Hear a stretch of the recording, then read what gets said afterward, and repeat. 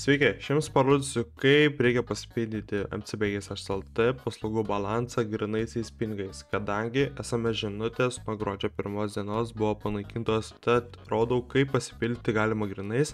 Tai visi išlošia, kadangi jūs pasipildote, tarkim, už 10 eurų ir gausite 10 eurų, o SMS, jeigu pasipildytumėte už 10 eurų, gautumėte tik 5.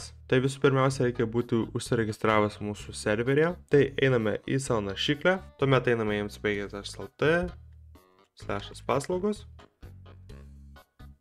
ir tuomet suvedame savo prisijungimo duomenis.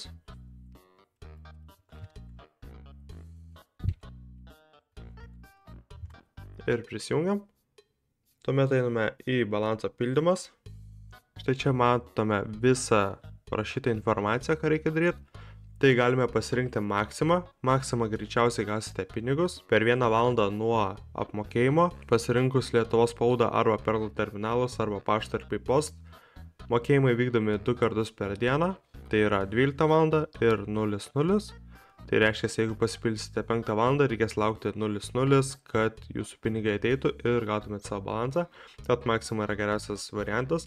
Tai tarkim pasirinkame maksimą, įvedame norimą sumą, tai tarkim 10 eurų ir spaudžiame tęsti. Tuomet mus nukelia į mokėjimų puslapį.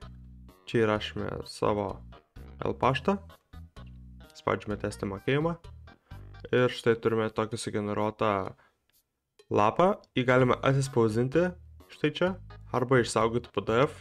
Tai jeigu turite spausdintuvą namie, tai atsispausdinkite šį lapą. Jeigu neturit, išsisaugykite šį PDF į savo telefoną. Ir tuomet jums reikia nueiti į maksimą su šiuo lapu arba telefone esančiu PDF failo ir parodyti jį kasininkai. Savitarnose nežinau ar eina, bet manau, kad ne. Pas kasininkę tikrai eis sumokėti ir paprašykit, kad apmokėtų. Kasininkai jums nuskenuos, jūs sumokėsite pinigus, būtinai pasimkite čekį, nes jis įrodo, kad jūs sumokėjote pinigėlius. Tikiuosi padėjau ir susitiksime mcbgs.lt serveryje.